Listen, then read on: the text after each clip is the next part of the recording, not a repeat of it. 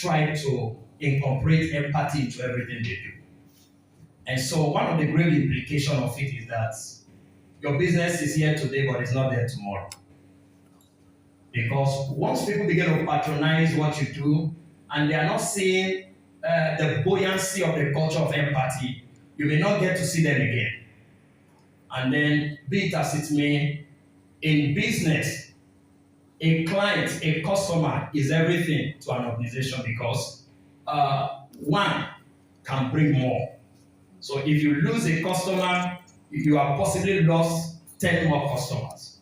If you gain a customer, you have possibly gained 10 more customers. And then here, let's look at the things businesses can do that expresses empathy.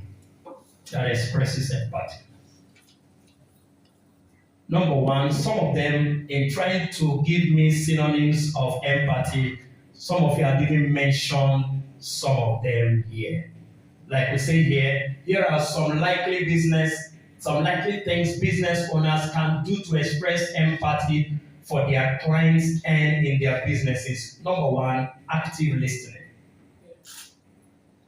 So giving clients your undivided attention and restate their concerns to ensure understanding. And then these are things that are missing within some business space, even large organizations. We wouldn't want to try to make it look like it's just about one organization. But you go to some places, you're trying to talk to the secretary or the reception. If some persons can even just get, just like Ms. Chidima said, possibly having a bad day. That's why I want to have that discussion. Having a bad day. Maybe you just walked in at about the time her boss had just scolded her. And you say, "Good afternoon, ma'am. Sorry." Wait. Whoa! And then, be it as it may, that will be a hell of a day for the person you are talking to. You've just turned off possibly the most prospect clients for your organization. So you want to be careful that whether you are in a good mood or a bad mood, you want to be careful that the reason you are a part of this lecture is that please put a caution. Because empathy is everything to everyday business operation. It's everything. So, number one, active listening. Number two, personalized support. So it demands that you tailor your support to individual clients' needs and preferences. There is a way you just show support, and people just can't but love you. Empathy makes people to love you. And let me say this on a personal note. You are working for an organization, you are here today. Don't just have empathy for your business operation. Have empathy as your personal culture. Because when you are out of that organization, people can still relate with you as an individual based on your expression of empathy. And then we are going to come to all that, the beauty, why empathy. But you see, empathy has opened doors for people. Just trying to be nice, just trying to commiserate, just trying to be cold, just trying to be kind. In fact, on a larger context, some people met their spouse on the display of empathy. Because empathy, as it were, is not just a tool for business operation, it's a tool for everyday life.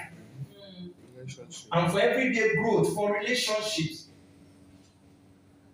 So, I will charge you that we are talking of leading with empathy, and it won't be just about your business operations, but your everyday life. As you meet people, you walk out from your door, from the bike man, possibly for those of you who do bike, who picks you, or those of even to your driver, everything. At the end of the day, what we are saying is that people who have empathy positions themselves to lead. You see, the lack of empathy distorts your expertise. So no matter how good you are, people don't care, like they say, until they know how much you care. So we want to adopt that within our business spaces. It's not just about all of those things, So you learn to be proactive in communication, empathy-driven language. Like I said, since you will have the handouts, let me just skip to things you must avoid. Number one thing you must avoid is being dismissive or condescending, like some of the references we have made. Avoid talking down to clients or dismissing their concern. Somebody had mentioned the bank. That's why we cannot equate all organization. Why some have it, some don't. And then that's why this lecture is about those who don't have it should begin to have it. Because of the implication on our business growth, on our daily life. So we see some, the top down, you see, you walk to some place, top down. Number two, you must avoid failing to listen actively. Don't interrupt or ignore clients' feedback and concerns. These are things you must avoid that doesn't express empathy. So somebody walks up to you, please pay attention. Now, let's go to why empathy is an important culture for business growth. And then we come to the last outline of the session, and then we get into first of all, you understand that expressing empathy in business is a good ground for any business to grow and lead. And that's why this lecture is about leading with empathy. People will prefer your organization if they find more empathy in it than that of others. It's a good ground. That's why we are here, to remind ourselves and to grow in that culture. Because whatever you grow in, will also grow what you are growing. Yeah, that's the truth. And then every flourishing and lasting business essentially deploys empathy in dealing with their customers, essentially and foundationally. So if you want to leave this lecture today and go and add empathy to the foundational structures of your business, foundationally.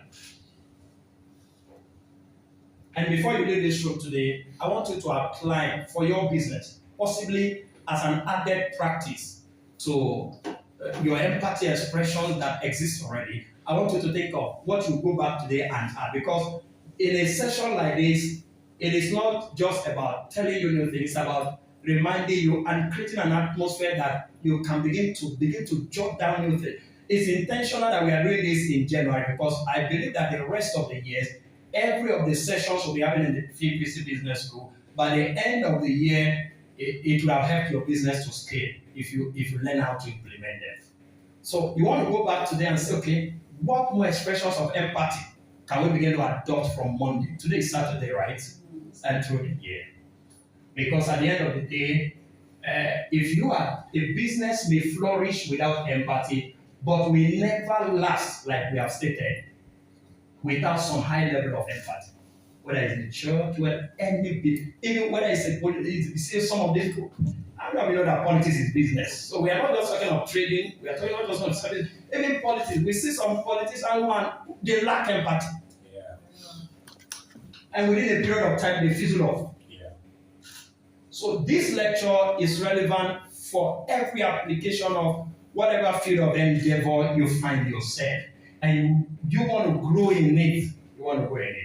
Empathy helps you to truly care, genuinely love, and be loved. We have stated that. It empowers you to see, respect others intentionally, not force.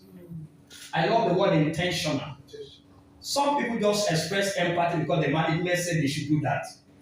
And the danger about that is that if it's not in you, you will soon lose it.